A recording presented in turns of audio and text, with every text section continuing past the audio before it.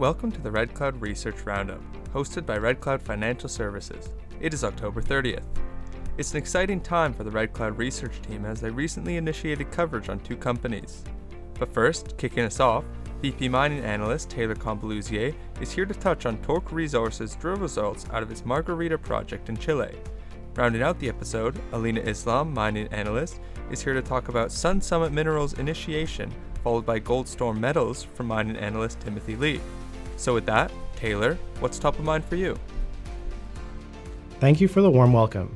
This week I'll be speaking about Torq Resources. We have a buy speculative rating and no target price. Torq is a Red Cloud banking client. Torq reported results from the first 7 holes of the Phase 3 drill program at its Margarita IOCG project located in the coastal Cordillera belt of Chile. It discovered a northwest trending parallel structure 200 meters to the west of the Faya 13 discovery. Highlight results included 1.1 grams per ton gold and 0.48% copper over 42 meters of sulfide mineralization. This new zone is located 200 meters vertically below the sub-horizontal contact zone where manto-style mineralization occurs. This demonstrates the depth potential of the Faya 13 discovery area. This intercept is thought to be in a feeder structure that is open vertically upwards. The program also discovered a new copper oxide zone at the Cotatuda target. Highlight results here included 0.48% copper over 132 meters from a depth of only 24 meters. There remains potential to define a new ore body as the structural corridor is open along strike to the north-northwest for 750 meters. Lastly, broad zones of copper oxide were intersected at the Margarita structural corridor.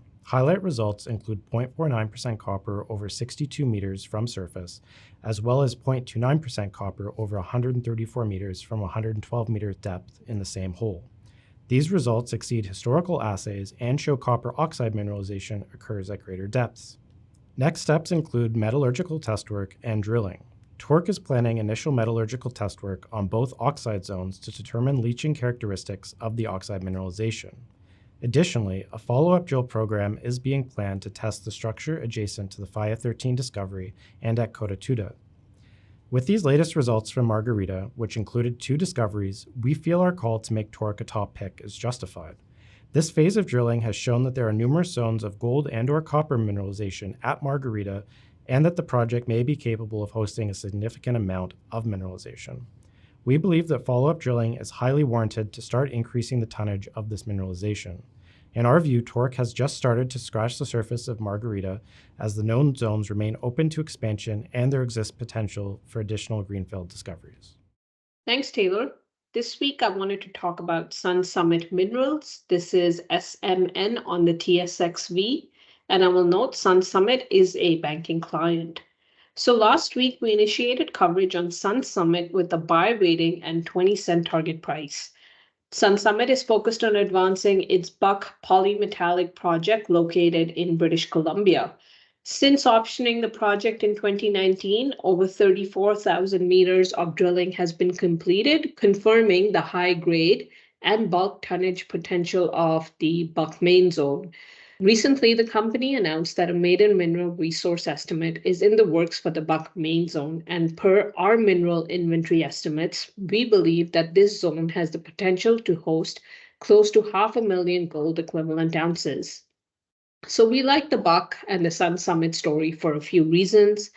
First, multiple drill programs have been undertaken at the project since 2020, and this has identified both narrow high-grade gold and silver zones, as well as thicker intercepts of lower-grade gold, silver, zinc mineralization at the Buck main zone. These programs have extended the zone to over 1 kilometer in strike and at least 600 meters in depth, with the zone remaining open in all directions, including to the north, west, and at depth.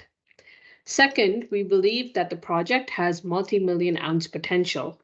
So based on data from 94 drill holes, we estimate that the Buck main zone could contain between 470,000 to 950,000 ounces gold equivalent in resources. Our estimate is based on the dimensions of the current mineralized envelope, but with limits still unknown and higher grades being intercepted in the northern part of the zone, As demonstrated by the drill results, which were published 2 weeks ago, we believe that this zone has further room to grow. Buck is also in proximity to and geologically similar to the 8 million ounce Blackwater deposit owned by Artemis Gold, and this may demonstrate size and scale potential. Third, given the large area of 52,000 hectares covered by the project, there are several other targets on the property which have not been drill tested before. This includes the CR North and CR South zones, which are located on the western part of the property and were acquired from Torq Resources earlier this summer, and where recent sampling results have highlighted a potential porphyry target. Additional mapping and sampling work is planned at the CR zones this quarter, followed by drilling in Q1. And then finally, Sun Summit is led by an experienced management team with experience developing and operating mining projects across the globe. So President Sharon Alexander, she's a geologist and has over 20 years of experience exploring a wide variety of deposits in Canada and Australia, and has worked with several junior explorers. Senior advisor Robert Willis, he's also a geologist with over 35 years of experience and has held leadership positions in several gold and silver mining companies across North and South America. So in summary, we are initiating coverage on Sun Summit with a buy rating and 20-cent target price. Management has systematically advanced the Buck main zone over the last 3 years, expanding it by over 400%, and we believe there is still a lot of room for further growth. That's all I had. Over to you, Tim. Thank you, Alina. This week we initiated coverage on Goldstorm Metals, that's GSTM, on the TSX Venture Exchange, with a buy rating and a 40-cent target price. Goldstorm is a Red Cloud investment banking client. Goldstorm is an exploration stage company focused on its Crown and Electrum claims located in the Golden Triangle of British Columbia. The key facets of the company we like are, first, the properties are well located among giants in the heart of the Golden Triangle. The company's claims cover over 16,000 hectares, right amongst major multi-million ounce deposits, including operating and historic mines, development projects, and large resources. Secondly, we point out that while this is early-stage exploration, the properties already have demonstrated potential through historic drilling, which encountered both quite high-grade gold-silver mineralization as well as larger bulk tonnage porphyry potential. It is unusual that the first 2 holes drilled by a junior both encountered gold, but that was the case for Goldstorm. The first 2 holes, announced earlier in October, both encountered broad mineralized intervals with a highlight of 0.77 grams a ton gold and 4.43 grams a ton silver over 111 meters in the Electrum claims.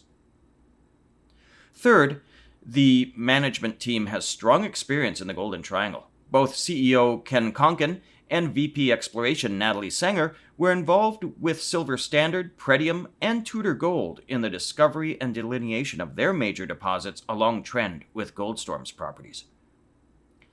Finally, I point out that the company has tightly held shares, with nearly 45% of the stock in the hands of major strategic investors.